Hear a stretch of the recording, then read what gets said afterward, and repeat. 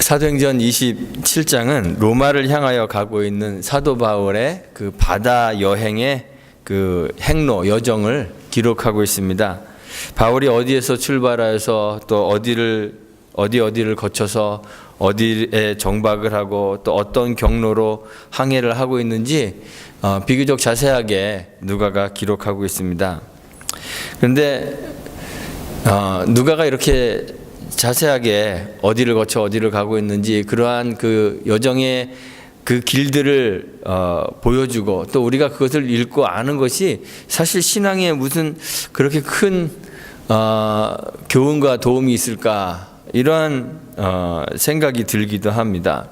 그래서 제가 가끔 후회를 해요.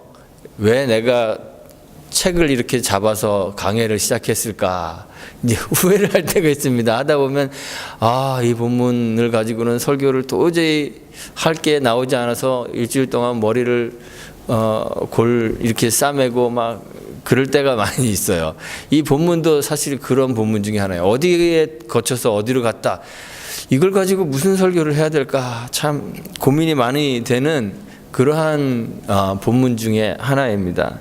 그런데 이렇게 생각해 보니까 아마도 누가가 바울의 여정을 이렇게 기록하고 있는 것은 하나님이 바울의 여행에 깊이 개입하셔서 그를 로마로 하나님의 그 방식에 따라 인도하고 계신다는 것을 보여주는 것이 아닌가 이런 생각이 들었습니다.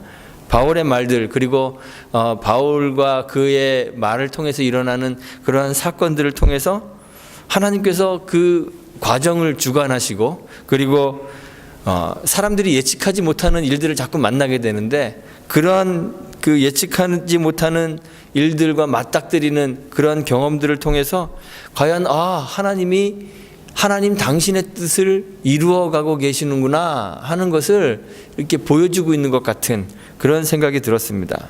그리고 우리에게는 그렇게 자기의 뜻에 따라 계획하시고 그것을 인도해 가시는 그러한 하나님의 존재를 인정할 수밖에 없는 그러한 상황들이 이제 벌어지고 있는 것 같아요.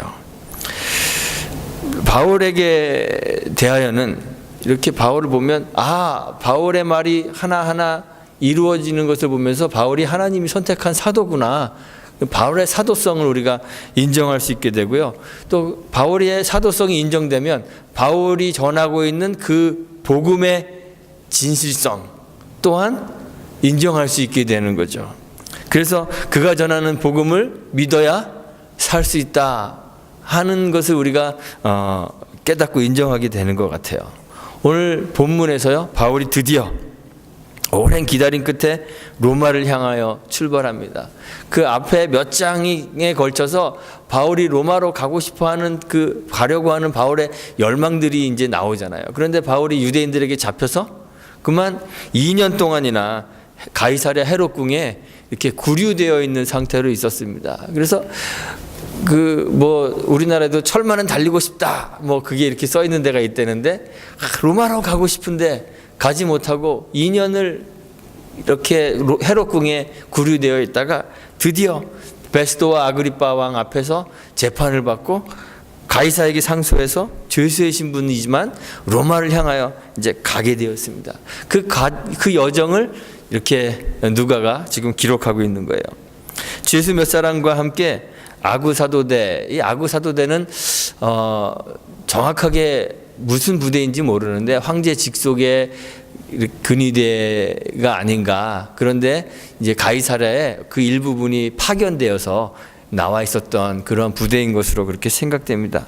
아구사도대의 백부장 율리오라는 사람의 인솔하에 죄수 몇 사람들과 함께 배를 타고 로마로 항해를 시작하는 거예요.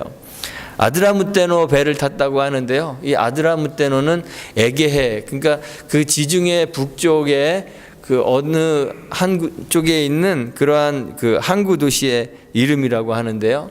이 아드라무테노 이 배라는 것은 이 배는 소아시아 지역의 연안의 여러 도시들을 이렇게 왔다 갔다 하면서 무역을 하는 그러한 무역선인 것으로 그렇게 생각됩니다. 그 배를 타고 바울이 이제 갑니다.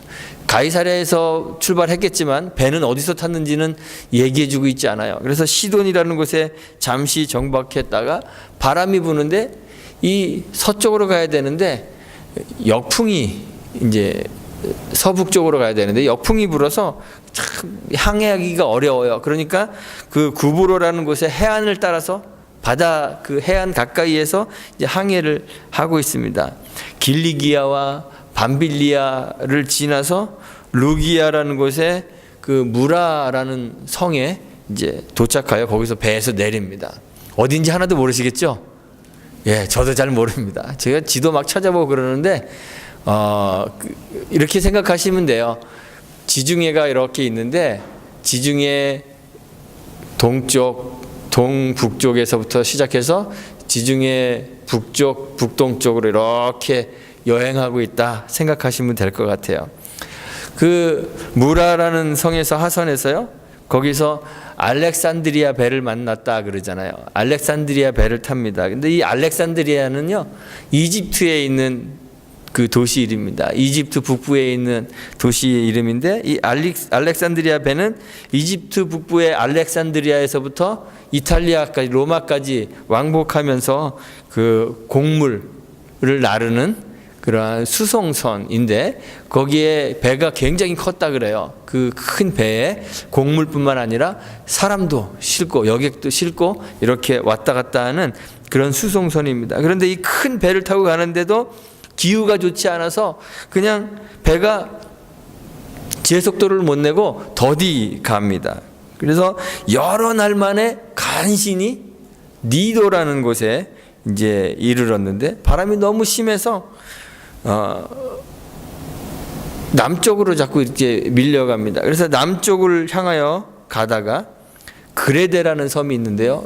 아마 지중해에서 제일 큰 섬인 것 같아요. 그 그레데 섬 동쪽에 위치한 살모네라는 곳 앞을 지나서 그다음에 그레데 남쪽 해안을 따라서 이렇게 가서 간신히 또 남쪽에 있는 미항이라는 곳에 이제 도착하게 됩니다. 근데 이 사건이 이 미항이라는 곳에서부터 이제 시작되는 거예요. 미항에 정박했을 때 바울이 건의를 합니다. 이제 우리 항해를 잠시 멈추고 이 미항에 머물러서 겨울을 나는 것이 좋겠다. 이렇게 요청합니다. 바울이 얘기하기를 항해를 계속하게 되면 화물과 배도 손해를 보는데 그것뿐만 아니라 여기에 타고 있는 우리 생명도 위태위태할 수 있게 된다. 타격과 많은 손해가 있을 것이다. 그렇게 경고합니다. 바울이 이렇게 주장하는 이유가 있어요. 그 이유는 뭐냐면 그 일기가 너무 좋지 않아서 날씨가 좋지 않아서 이미 예상보다 여러 날이 지나버렸어요.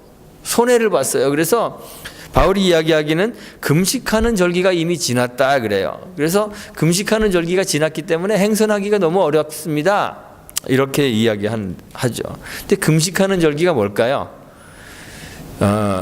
뭐 여러 절기들을 이야기하는 사람들도 있는데 아마도 유대인의 대속제일 그 욤키포라고 하는 거 있죠? 욤키포. 유대인의 대속제일을 말하는 것 같아요. 유대인들은 1년에 한 차례씩 다 하나님 앞에 나아가서 자기의 죄를 속죄하고 또 용서를 구하는 그러한 절기가 있어요. 우리가 이 절기를 대속제일이라고 하는데 유대인의 달력으로는요. 제7월 7번째 달에 이 대속제일이 있습니다. 제7월 10일부터 일주일 동안 금식하면서 이제 기도하는 그러한 절기를 우리 대속제일이라고 하는데요. 오늘날의 달력으로 치면 9월과 10월 사이에 이 대속제일이 있습니다. 그런데 이 시기가 지나고 나면 지중해 지역에 바람이 바뀌어요. 계절풍이라 그러죠. 바람이 바뀌어서 이 배가 지나가야 하는 항로와는 좀 다른 그러한 바람이 붑니다. 그래서 항해가 어려워집니다. 오늘날에는 뭐 배도 크고 배도 무겁고 그다음에 강력한 엔진이 달려 있어서 바람이 좀 불어도 막 그 뚫고 지나갈 수가 있지만 이 바울의 시대에는 그런 배가 아니라 대부분이 나무로 만든 범선이에요. 범선 아시죠? 이렇게 돛을 올리고 바람에 따라서 항해를 해야 되는 그러한 범선이기 때문에 큰 바람이 반대 방향으로 잘못 불면 참 항해하는 것이 불가능합니다. 지금 미항까지 오는 여정을 계속 기록하면서 누가가 간신히라는 표현을 여러 번 써요. 7절과 8절에 보니까 배가 더디 가서 여러 날 만에 간신히 니도 맞은 편에 이르러 풍세가 더 허락지 아니하므로 살몬의 앞을 지나 그레데한을 의지하고 행선해요. 간신히 그 연안을 지나 미항이라는 곳에 이르니 그래요. 지금까지 온 것도 간신히 이제 항해를 해서 온 거예요. 거기에다가 4절에 보면 바람의 거스림을 피하여 이렇게 되어 있고 7절에는 풍세가 바람의 그 세력이 더 허락지 아니하므로 이런 표현들을 사용하고 있어요. 그래서 바람의 영향을 벌써부터 받고 있다는 것을 알 수 있어요. 9절에는 여러 날이 걸렸다 이렇게 표현해요. 그 미항까지 오는데도 정말 힘들게 본래 예상했던 시간보다 훨씬 더 많은 시간을 허비해서 왔음을 알 수 있는 거죠.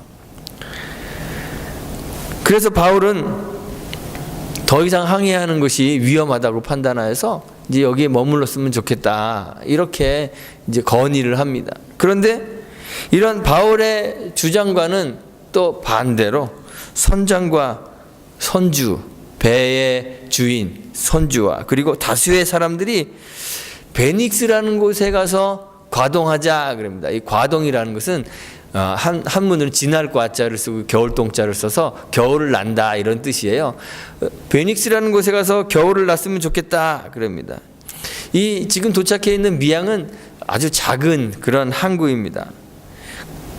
그레데 섬이라는 것은 그레데 섬은 제일 이제 지중해에서 제일 큰 섬인데 고구마처럼 생겨갖고요 이렇게 동서로 길게 지중해에 놓여져 있습니다. 그런데 그 남쪽 가운데쯤에 그 미항이 있어요. 그런데 이 항구는 작고 주변에 도시도 작아서 많은 사람들이 이곳에서 겨울을 나는 것이 그렇게 적합하지 않은 그러한 항구였던 것 같아요. 그래서 선장과 선주와 또 다수의 사람들은 베닉스라는 곳으로 가자 그럽니다.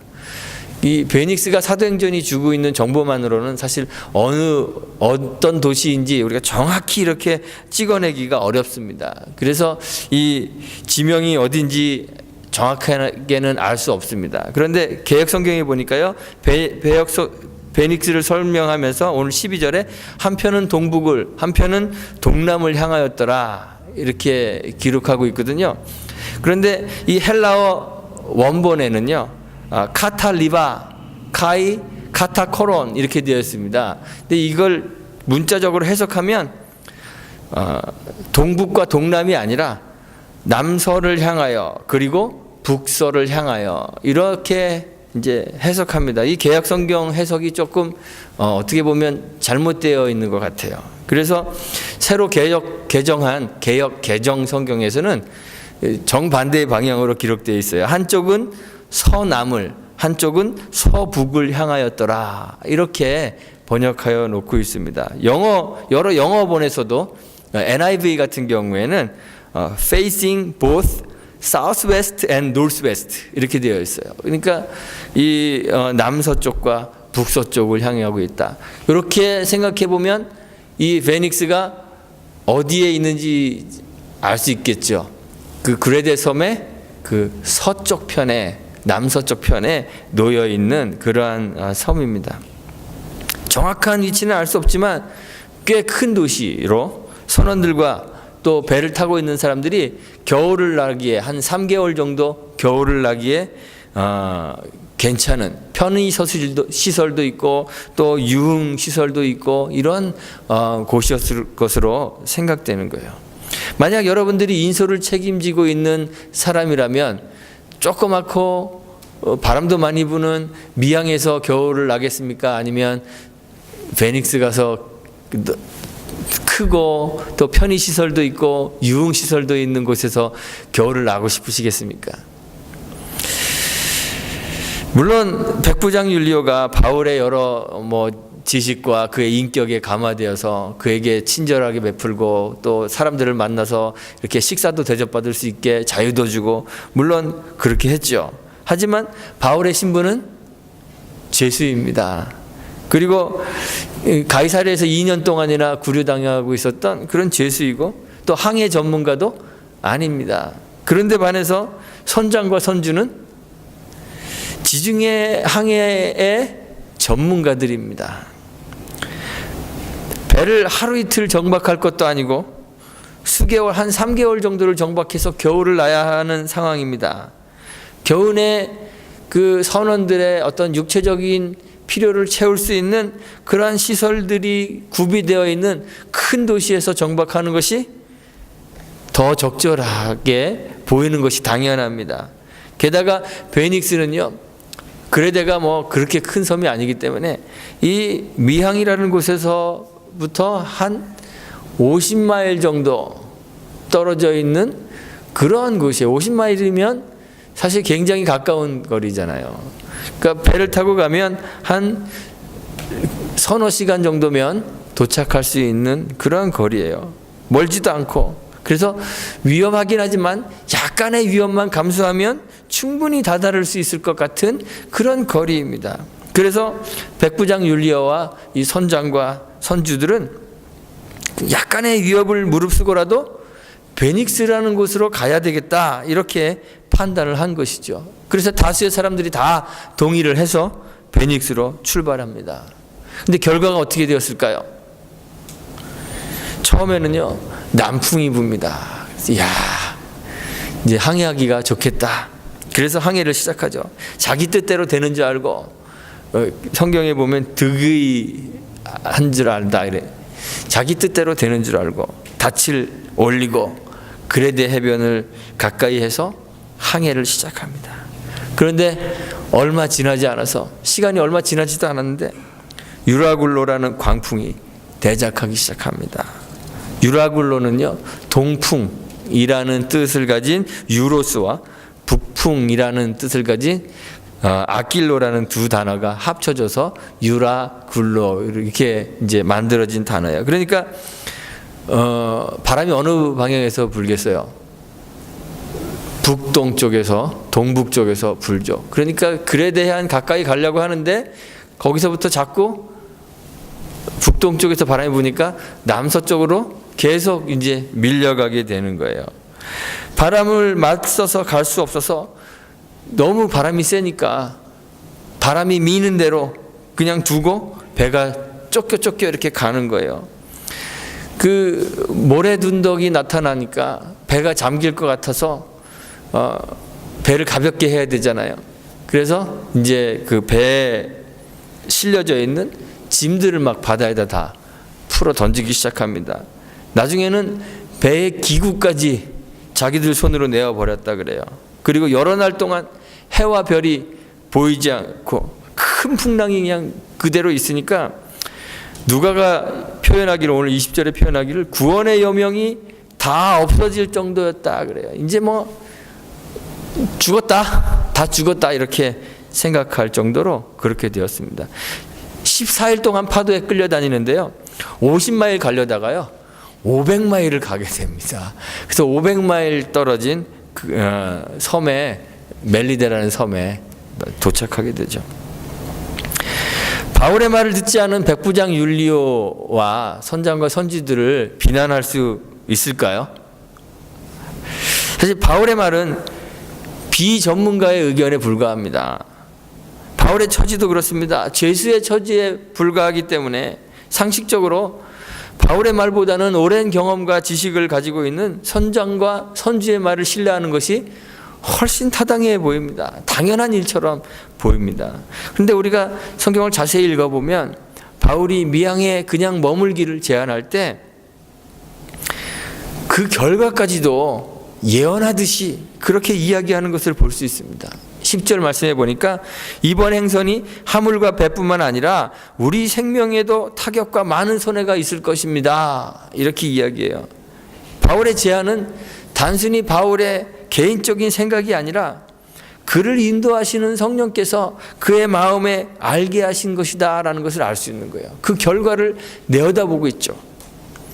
성령이 함께 하셔서 항해에 관한 지식이 그리고 경험이 전혀 없는 바울이 경험과 지식을 풍부하게 갖고 있는 사람들보다 더 잘 알 수 있게 그렇게 하나님이 인도하고 계신다는 것을 보여주는 거예요. 그리고 실제 바울의 말대로 심한 타격과 손해를 입게 되죠.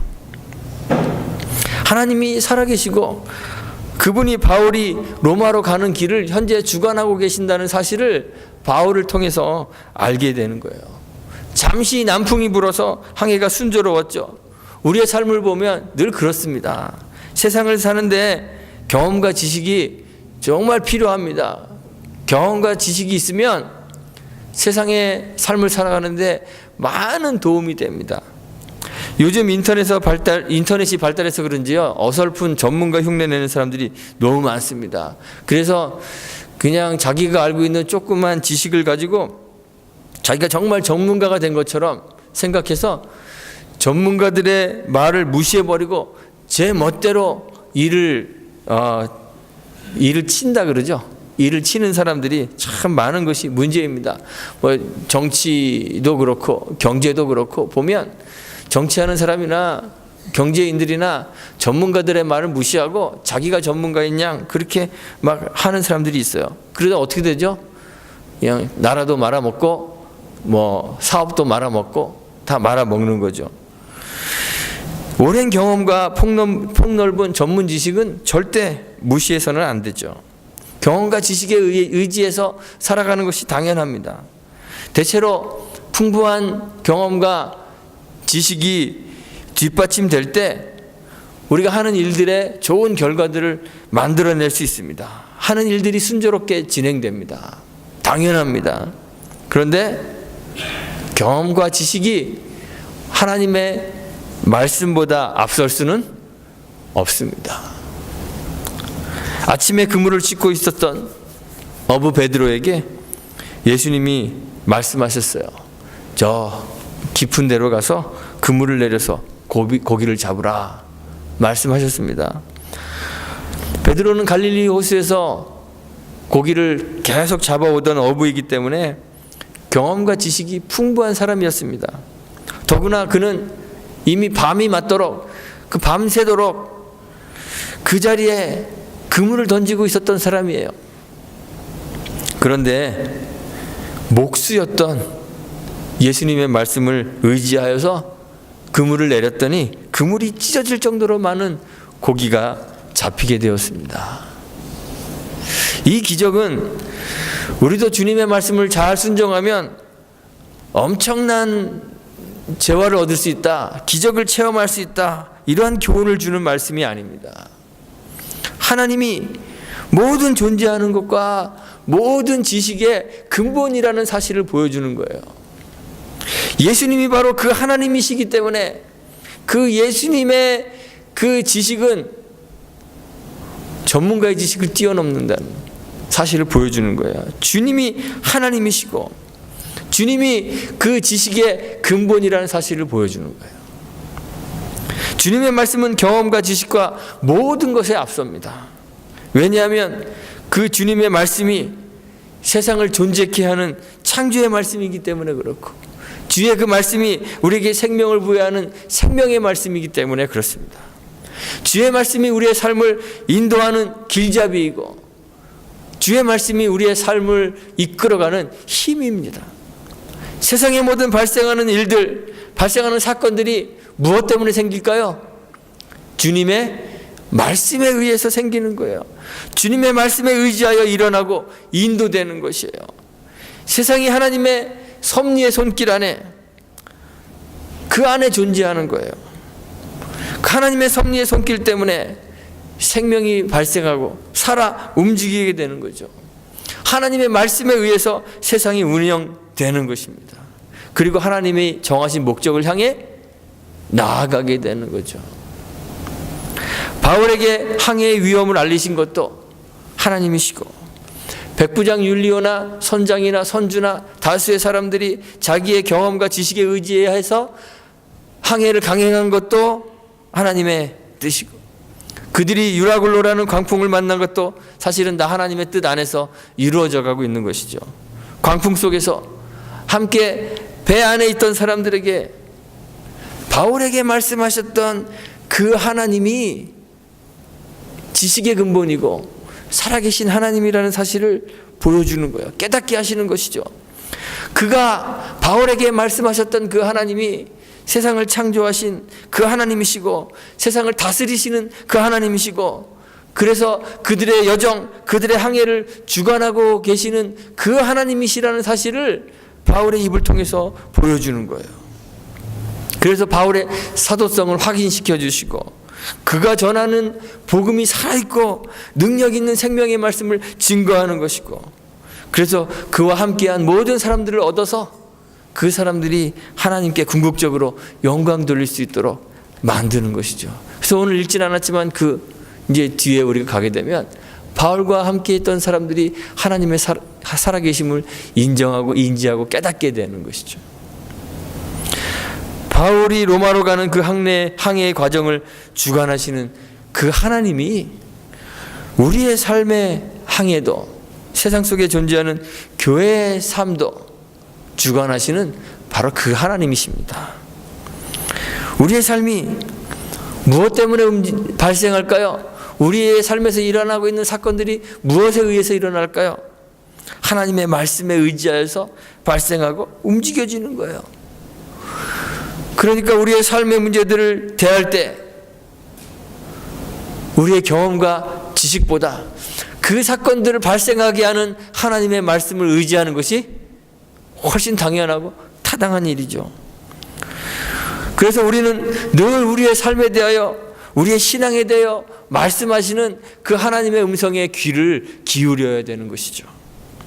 세상을 성공적으로 살기 위해 많은 지식을 습득하고 많은 경험을 하는 것도 중요하지만, 그 외에도 여러 가지 성공을 위한 조건들을 갖추는 것이 중요하겠지만, 그보다 먼저 그 앞서 무엇을 의지해야 될까요? 늘 하나님의 말씀을 의지해야 되는 것이에요. 주의 말씀에 귀를 기울이고 주의 말씀에 순종해야 합니다. 세상의 조건에 의지하여 사는 그러한 세상 속에 우리가 살지만, 그 세상 속에서 하나님의 말씀을 청종하고 그 말씀에 따라 순종하는 삶을 살 때 세상이 우리의 삶을 통해 세상을 창조하시고 우리의 삶을 창조하시고 우리의 삶에 섭리하셔서 인생을 주관하는 그 하나님을 세상이 볼 수 있게 되는 것이에요. 그리고 하나님께 영광을 돌리게 되는 것이죠.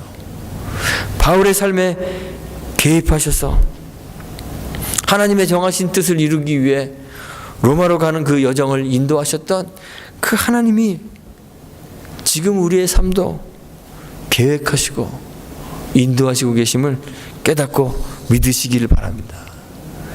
그 하나님이 우리를 인도하시는 방식이요, 그냥 이렇게 꿈의 환상으로 막 나타나서 그렇게 얘기하시는 것이 아니라 무엇을 통해서 인도하실까요? 하나님의 말씀을 통해서 인도하십니다. 우리를 인도하시는 그 주님의 말씀에 우리의 귀를 기울이게 되기를 간절히 바랍니다. 하나님의 선한 뜻을 이루시며 또 그 목적을 향하여 우리를 인도하시는 그 하나님의 뜻을 우리가 바라보며 우리에게 말씀하시는 그 하나님에게 귀를 기울이고, 그래서 궁극적으로 그 하나님께 영광 돌리는 저와 여러분들이 되시기를 주님의 이름으로 축원드리고 부탁드리겠습니다. 우리 함께 기도하겠습니다.